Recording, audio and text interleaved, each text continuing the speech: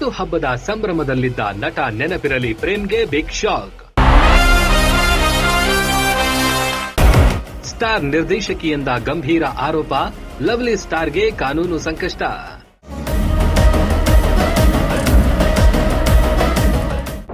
Spark cinema poster ವಿವಾದ, Prem look reveal, ಚಿತ್ರತಂಡ ಎಡವಿದ್ದಲ್ಲಿ. Sandalwood ನಟ ನೆನಪಿರಲಿ ಪ್ರೇಮ್ ನಿನ್ನೆ ಹುಟ್ಟುಹಬ್ಬದ ಸಂಭ್ರಮದಲ್ಲಿದ್ರು. ಆದರೆ ಹುಟ್ಟುಹಬ್ಬದ ಖುಷಿಯಲ್ಲಿದ್ದ ಲವ್ಲಿ ಸ್ಟಾರ್ ವಿರುದ್ಧ ನಿರ್ಮಾಪಕಿ, ನಿರ್ದೇಶಕಿ ಮತ್ತು ನಟಿ ಶ್ರುತಿ ನಾಯ್ಡು ಗರಂ ಆಗಿದ್ದಾರೆ. ಹೌದು, ನಟ ಪ್ರೇಮ್ ಪಾತ್ರಗಳ ಆಯ್ಕೆಯಲ್ಲಿ ವಿಭಿನ್ನವಾಗಿ ಕಾಣಿಸುತ್ತಾರೆ. ಅಳೆದು ತೂಗಿ ಪ್ರೇಕ್ಷಕರಿಗೆ ಇಷ್ಟವಾಗುವ ಸಿನಿಮಾಗಳನ್ನೇ ಮಾಡುತ್ತಾ ಬಂದಿರುವ ಪ್ರೇಮ್ ಇದೀಗ ಹೊಸ ಸಿನಿಮಾದಲ್ಲಿ ಕಾಣಿಸಿಕೊಳ್ಳಲು ಸಜ್ಜಾಗಿದ್ದಾರೆ. ರಿಯಲ್ ಸ್ಟಾರ್ ಉಪೇಂದ್ರ ಅಣ್ಣನ ಮಗನಾದ ನಿರಂಜನ್ ಸುಧೀಂದ್ರ ನಾಯಕನಾಗಿ ನಟಿಸುತ್ತಾ ಇರುವ ಯುವ ಪ್ರತಿಭೆ ನಿರ್ದೇಶಕ ಮಹಾಂತೇಶ್ ಹಂದ್ರಾಳ್ ಆಕ್ಷನ್ ಕಟ್ ಹೇಳ್ತಾ ಇರುವ ಸ್ಪಾರ್ಕ್ ಚಿತ್ರಕ್ಕೆ ಎಂಟ್ರಿ ಕೊಟ್ಟಿದ್ದಾರೆ. ಹೀಗಾಗಿ ನಟ ಪ್ರೇಮ್ ಬರ್ತ್ಡೇ ಹಿನ್ನೆಲೆಯಲ್ಲಿ ಅವರ ಪಾತ್ರದ ಲುಕ್ ಅನ್ನ ಚಿತ್ರತಂಡ ರಿವೀಲ್ ಮಾಡಿದೆ. ಸದ್ಯ ಈ ಪೋಸ್ಟರ್ ಈಗ ವಿವಾದಕ್ಕೆ ಕಾರಣವಾಗಿದೆ. ಇನ್ನು ಹುಟ್ಟುಹಬ್ಬದ ದಿನವೇ ನಟ ಪ್ರೇಮ್ಗೆ ಸಂಕಷ್ಟ ಎದುರಾಗಿದ್ದು, ಅವರ ವಿರುದ್ಧ ಆರೋಪವೊಂದು ಕೇಳಿಬಂದಿದೆ. ಚಿತ್ರತಂಡ ರಿಲೀಸ್ ಮಾಡಿದ ಪೋಸ್ಟರ್ನಲ್ಲಿ ಪ್ರೇಮ್ ಸಿಗಾರ್ ಸೇತ್ತಿದ್ದು, ಕೈಯಲ್ಲಿ ಒಬ್ಬ ರಾಜಕಾರಣಿಯ ಚಿತ್ರವನ್ನ ಹಿಡಿದುಕೊಂಡಿದ್ದಾರೆ.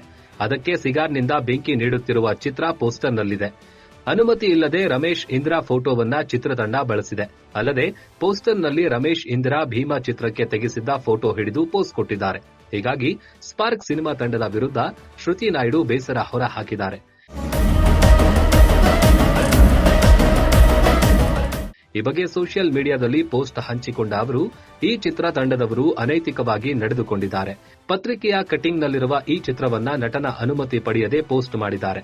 ನಟ ಹಿಡಿದುಕೊಂಡ ಪೋಸ್ಟರ್ನಲ್ಲಿ ಬಳಸಲಾದ ಈ ಚಿತ್ರವು ರಮೇಶ್ ಇಂದಿರಾ ಅವರು ರಾಜಕಾರಣಿಯ ಪಾತ್ರವನ್ನ ನಿರ್ವಹಿಸಿದ ಭೀಮಾ ಚಿತ್ರದ್ದು. ಅದರಲ್ಲಿರೋ ಫೋಟೋವನ್ನ ಭೀಮಾ ಚಿತ್ರಕ್ಕಾಗಿ ತೆಗೆದುಕೊಳ್ಳಲಾಗಿತ್ತು. ಆದರೆ ಈ ಫೋಟೋವನ್ನ ಅನುಮತಿ ಇಲ್ಲದೆ ಬಳಸಿಕೊಂಡಿದ್ದಾರೆ. ರಮೇಶ್ ಇಂದಿರಾ ಪರವಾಗಿ ಈ ಚಿತ್ರತಂಡ ಮತ್ತು ನಟನಿಗೆ ಕಾನೂನು ನೋಟಿಸ್ ಕಳಿಸುತ್ತೇನೆ ಎಂದು ಬರೆದುಕೊಂಡಿದ್ದಾರೆ. ಜೇಮ್ಸ್ ಭರಾಟೆ, ಕನಕ ಸೇರಿದಂತೆ 15ಕ್ಕೂ ಹೆಚ್ಚು ಸಿನಿಮಾಗಳಲ್ಲಿ ಕೋ ಡೈರೆಕ್ಟರ್ ಆಗಿ ಕೆಲಸ ಮಾಡಿರೋ ಡಿ ಮಹಾಂತೇಶ್ ಹಂದ್ರಾಳ್ ಸ್ಪಾರ್ಕ್ ಚಿತ್ರದ ಮೂಲಕ ಡೈರೆಕ್ಟರ್ ಕ್ಯಾಪ್ ತೊಟ್ಟಿದ್ದಾರೆ. ಚಿತ್ರದಲ್ಲಿ ನಿರಂಜನ್ ಸುಧೀಂದ್ರ ಪತ್ರಕರ್ತನಾಗಿ ನಟಿಸುತ್ತಿದ್ದು, ನಾಯಕಿಯಾಗಿ ರಚನಾ ಇಂದರ್ ಅಭಿನಯಿಸುತ್ತಿದ್ದಾರೆ.